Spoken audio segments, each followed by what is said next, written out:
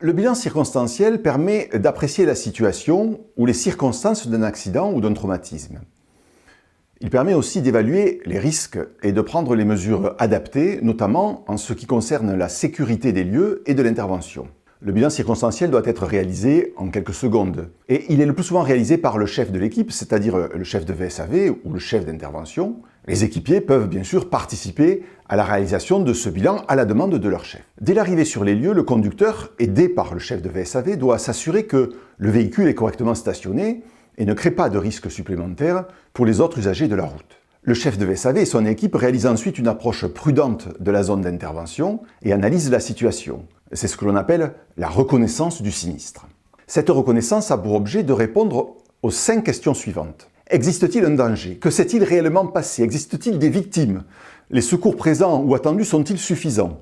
Et enfin, est-ce que les informations qui nous ont été données ou que l'on possède sont correctes? Nous allons détailler une à une ces 5 questions.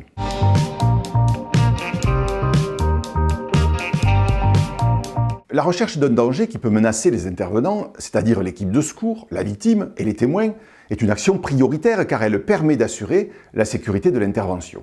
Les risques sont parfois évidents. La présence de véhicules accidentés, de structures instables ou qui menacent de s'effondrer. Une situation où la présence de personnes violentes sont facilement identifiées. Mais il faut aussi rechercher la présence de risques moins évidents.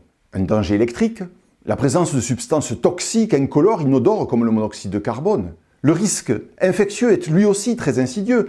Il n'est pas reconnu facilement, nous le voyons actuellement avec l'épidémie de Covid-19.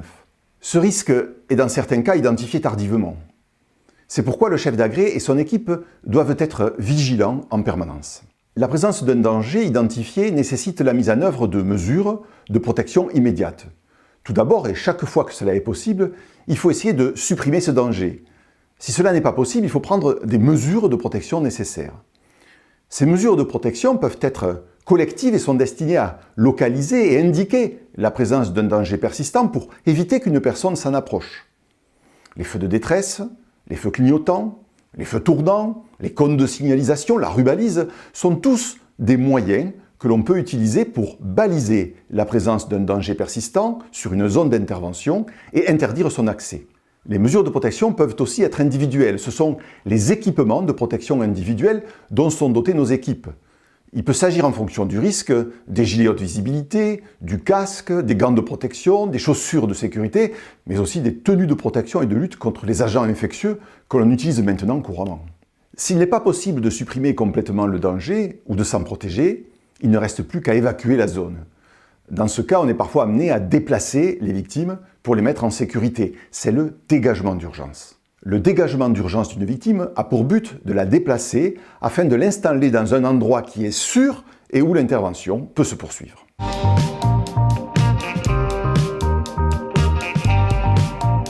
Répondre à la question « Que s'est-il passé ?» consiste à déterminer la nature de l'intervention. S'agit-il d'un accident, de la prise en charge d'un malade, d'une personne qui a été victime d'une agression, d'une intoxication ou par exemple d'une femme en train d'accoucher. C'est un rapide interrogatoire de la personne qui nous a alertés, de la victime, de son entourage ou des témoins qui permet de déterminer cette nature.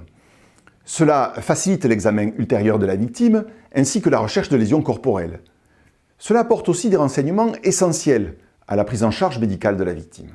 La recherche détaillée du mécanisme d'un accident ne présente pas à ce stade un intérêt immédiat. Il sera analysé lors du bilan complémentaire de la victime.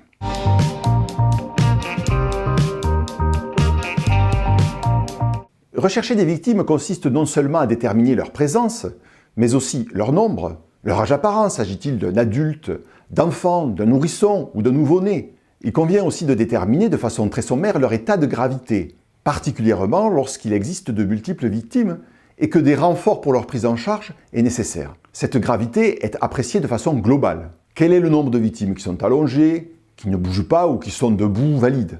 La recherche de victimes nécessite parfois une reconnaissance approfondie des lieux. Des victimes peuvent avoir été éjectées lors d'un accident de la circulation ou dispersées à la suite d'une explosion.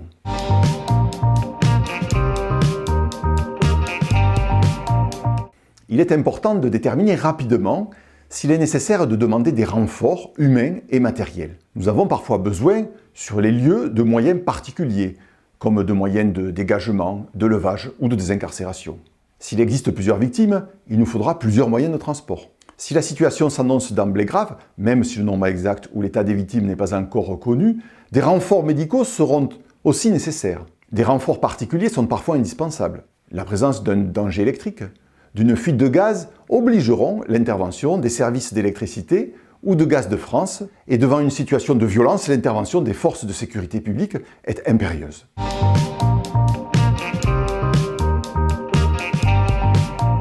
En partant en intervention, l'équipe dispose d'informations qui lui sont habituellement données par le centre de traitement de l'alerte ou par les autres véhicules qui sont déjà sur place et qui ont transmis ces informations par radio.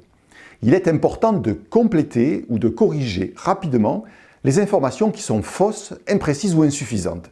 Si vous avez eu des difficultés à vous rendre sur les lieux d'une intervention parce que l'adresse dont vous disposiez était imprécise ou erronée, il vous faut rapidement corriger cette erreur. En effet, si vous avez besoin de renfort, cela leur évitera de mettre plusieurs minutes à chercher le lieu de l'intervention.